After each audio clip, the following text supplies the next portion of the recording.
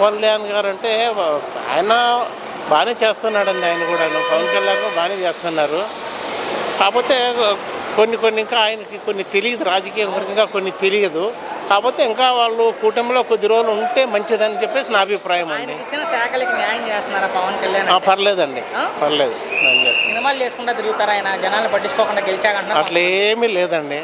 ఇప్పుడు ఎవరి డ్యూటీ వృత్తి అయితే చేసుకోవాల్సిందే. అది ఆయన బ్రతుకు తెరువు. అది ఆయన సంపాదించిన దాంట్లో కొంత ప్రజలకు కూడా పెడుతున్నాడు కాబట్టి 15 ఏళ్ళు కూటమే ఉంటుంది, వైసీపీని రానివ్వను అని పవన్ కళ్యాణ్ గారు చెప్తున్నారు. మేము కలిసి ఉంటామని. వాస్తవం అండి. అది వాళ్ళు కలిసి ఉన్నంత వరకు ఈ వైసీపీ వచ్చే ప్రసక్తే లేదండి. పవన్ కళ్యాణ్ గారికి చంద్రబాబు నాయుడు గారు వాళ్ళిద్దరి మధ్య ఉన్న బంధం గురించి మీరు ఏం చెప్తారంటే? అంటే వాళ్ళకి ఒక ఆంధ్రప్రదేశ్ మీద ఒక అవగాహన ఉందండి. వేరే ఈ 5 ఏళ్ళు వైఎస్ఆర్సీపీ ప్రభుత్వం చూసిన తర్వాత ఎట్టి పరిస్థితుల్లోనూ ప్రజల్ని ఇబ్బంది పెట్టకూడదు, అటు నుంచి వచ్చేసి అభివృద్ధి లేదు కాబట్టి మనం కలిసి ఉంటేనే అభివృద్ధి జరుగుతుంది, ప్రజలకు మేలు జరుగుతుంది అనే ఉద్దేశంతోనే వాళ్ళు కలిసి ఉన్నారు. వాళ్ళు రకరకాల ప్రయత్నాలు చేస్తున్నారండి. మీరు ధైర్యం ఉంటే సింగిల్గా పోటీ చేయండి అనేది ఎందుకు అంటున్నారు? వీళ్ళు గెలవలేరు కాబట్టి, వాళ్ళు కలిసి ఉన్నంతసేపు వీళ్ళు గెలవలేరు కాబట్టి ఆ మాట మాట్లాడుతున్నారు. పోటీ చేయడండి, ఎట్టి పరిస్థితుల్లో చేయడండి. చేస్తే నా ప్రశ్న చేసినా కూడా టీడీపీ వస్తుందండి, జగన్ గారు అయితే రాదండి. ఓకే, రాదు. నమస్కారం, చెప్పండి. మొత్తంగా ఈ 2 ఏళ్ళ కూటమి ప్రభుత్వం వచ్చాక ఏమనిపిస్తుంది? 2 ఏళ్ల పరిపాలన అంటే కూటమి ప్రభుత్వం చాలా బాగా చేస్తున్నారండి. ప్రజలకు కావాల్సినటువంటి అన్ని రకాలు వాళ్ళు చేసుకుంటూ వస్తున్నారు.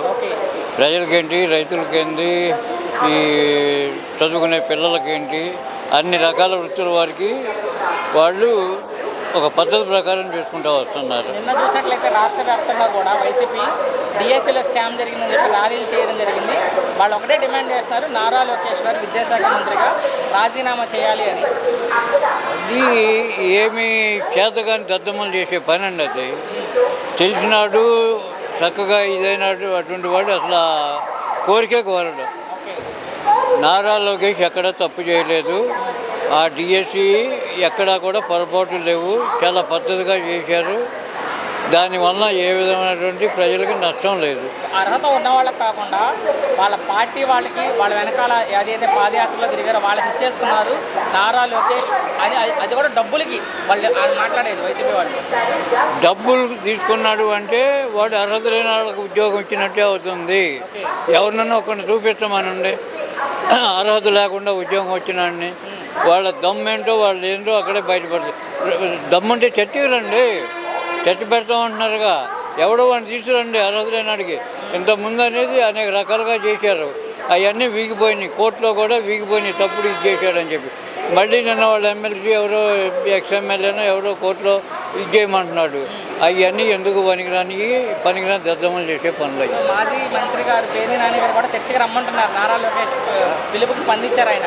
జగన్ గారు అవసరం లేదు, నేను సరిపోతాను మీకు, జగన్ గారు రావాలంటే చంద్రబాబు గారు రావాలి, మీరు రండి, నేను టైం మీరు చెప్పండి లేకపోతే నేను చెప్తానని సవాల్ విసిరారు లోకేష్ గారికి పేర్ని నాని గారు. చంద్రబాబు నాయుడు చిటికిన వేలుకు పనికిరాడు జగను.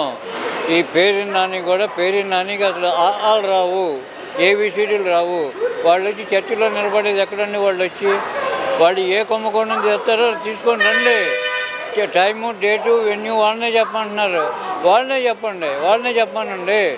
ఏదో వీళ్ళు వస్తారు, కూర్చుంటారు, చర్చ జరుగుతుంది.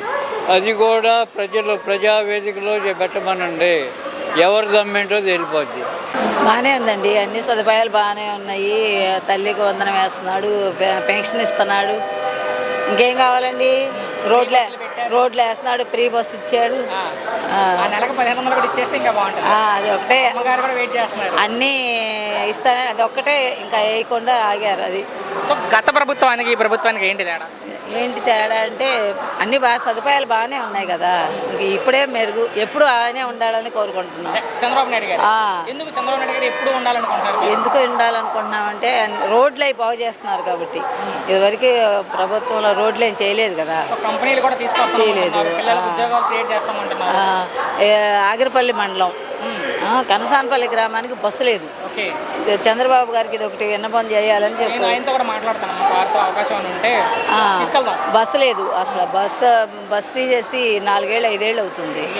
చాలా ఇబ్బంది పడుతున్నారు ఆడవాళ్ళు అంతా, లేడీస్ అంతా చాలా ఇబ్బంది పడుతున్నారు.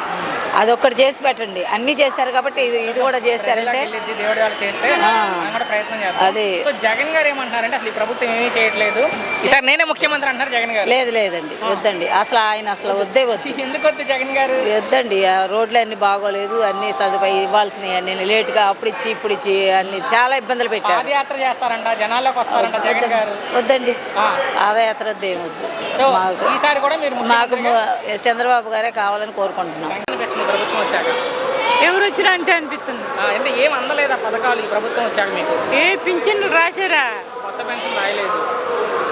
పసివాళ్ళకి భర్త చచ్చిపోతే ఎవరు వచ్చి కనుక్కుని రాసేవాళ్ళు ఉన్నారు. ఎవరు నన్ను అడుగుతుంటే ఇప్పుడు కాదు అంటున్నారు. ఎప్పటికప్పుడే రేపు అంటున్నారు. చాలా మంది ఇబ్బంది పడుతున్నారు పాపం. లోకేష్ బాబు చేస్తాడని మాకు అర్థమైంది, తెలుసు. కానీ మధ్యవర్తులు అక్కడికి చేరనీట్లా. దానివల్ల నష్టం జరుగుతుంది. మరి అంతే కదా, వాళ్ళదేం తప్పు లేదు. మధ్యవర్తులు నీ సందులు ఆ సందులు ఉండేవాళ్ళు. అవును, అర్థమైంది. ఇంకా వాళ్ళు ఎన్నికల్లో చెప్పిన పథకాలు చెప్పినట్లు అమలు జరుగుతున్నాయా? ఈ ఫ్రీ బస్సులు కానీ, పెన్షన్లు కానీ, అంటే కొత్త పెన్షన్ లేదనుకోండి, పిల్లలకు చదువుకున్న వాళ్ళ డబ్బులు కానీ, పొలం డబ్బులు కానీ. డబ్బులు పడ్డాయి మా పిల్లలకు పడ్డాయి. పొలాలు మాకు లేవులే. అదేలే. పొలాలు ఉన్న వాళ్ళకి పడి ఉంటాయి, మాకు తెలియదు. కానీ అవి జగన్ గారు ఉన్నప్పుడు పథకాలు చక్కగా అందాయా? ఈ ప్రభుత్వం వచ్చాక అందుతున్నాయా?